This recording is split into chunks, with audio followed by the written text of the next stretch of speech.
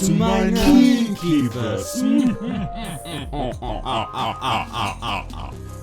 Kinky verse. Oh, spank you.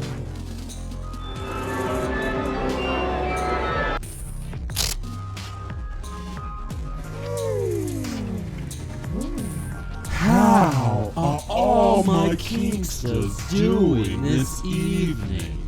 How are you? I hope you are all alive and well.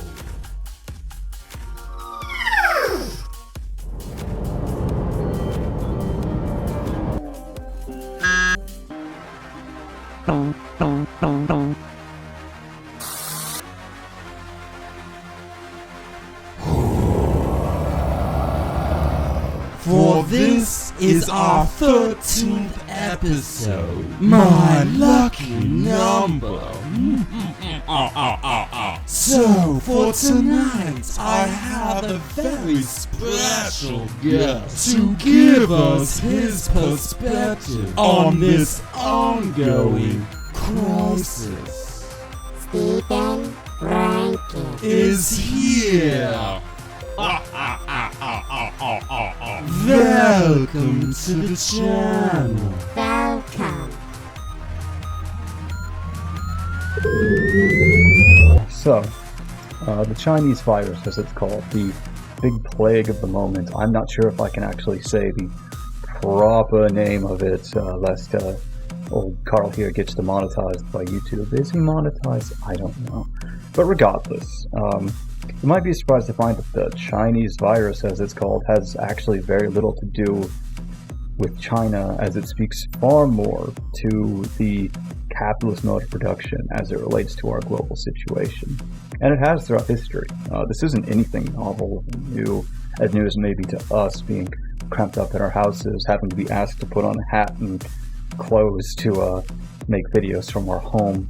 We're all YouTube stars now.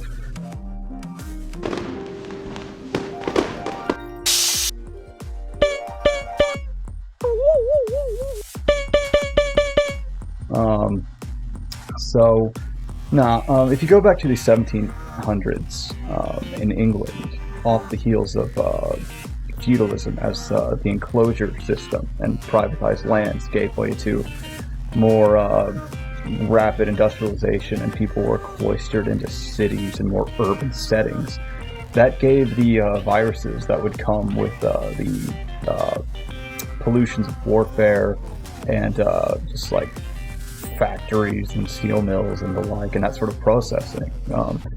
When you have those sorts of chemical compounds and that sort of production and people cloistered together in these spaces, especially at that time and even now again with very little regulation, that's the natural result of it. You can have even more historically recent examples in the early 1900s when we, in America, first, underwent our rapid industrialization in the early 1900s with the so-called Spanish flu. Again, a nice little tressing of xenophobic blame shifting there.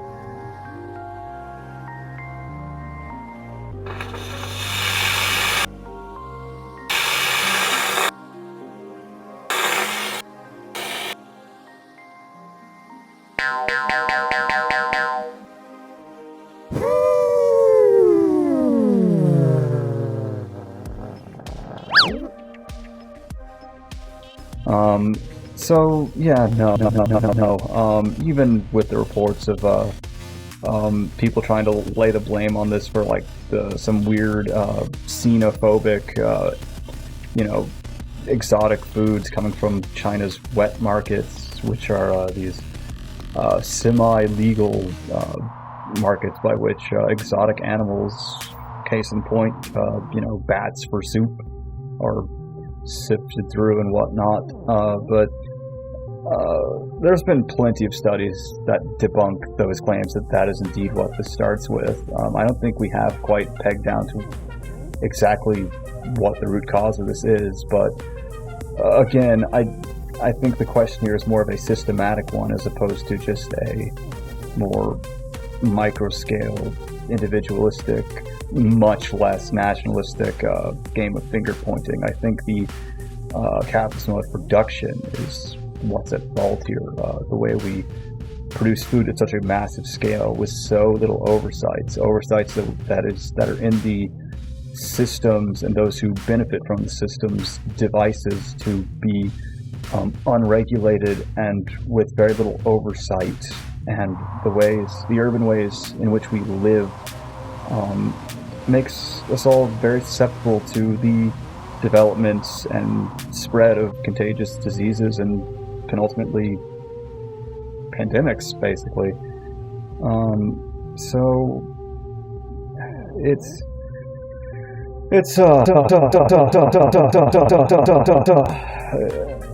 weird to look at, because the most recent thing I think anyone could relate this to is probably that we would remember, that is probably Ebola.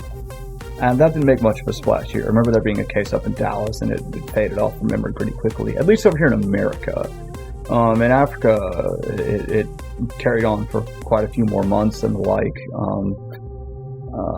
But, naturally that falls out of our purview once it stops infecting the Western imperialist bloc, which, while we are at odds with China in terms of trade, they're still somewhat implicated in that. Because, again, as I said earlier, this is a global, intertwined, interconnected problem that lies with our fundamental aspects of the economic mode of production in which we live and consume and whatnot. Because as we do in our, xenophobic way, we put a lot of blame on China for, being a polluter. Everything from destroying the oceans to giving us cheap Chinese-made crap, as the boomer with a big old pickup truck would tell you. But I mean, the thing is, they're just trading back the materials we sell them. Again, this is our hands are not clean in this. No nation state's hands are.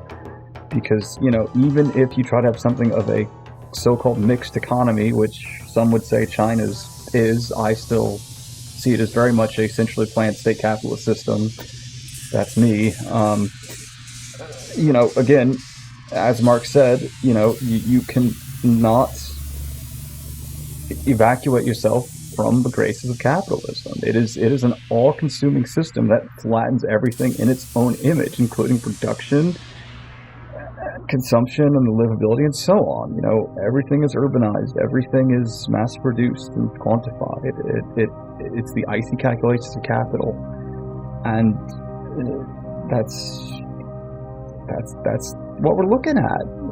We can't solve these problems with these neoliberal or liberal reformist kind of band-aids. Eventually, you're just gonna have to it's socialism or barbarism. Those are the two pillars we have working with here. There's very few things in this world that are that black and white, but more or less, this is one of them. That was absolutely intriguing.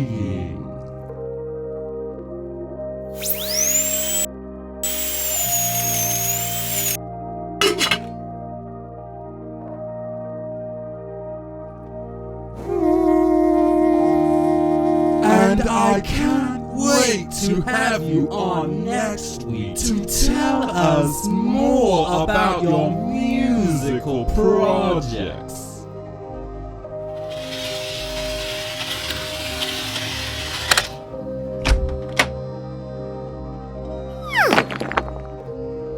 For this has been a wonderful, insightful,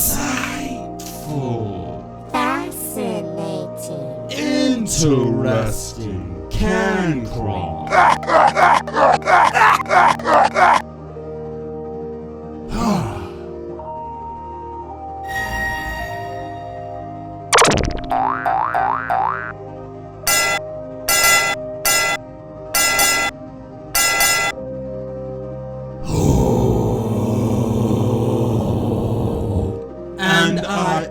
absolutely love vibing with you all on this beautiful hour.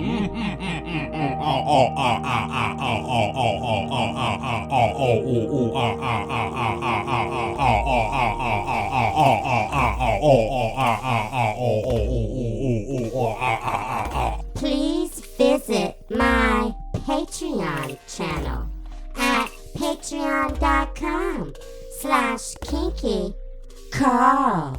Please subscribe and hit that like button.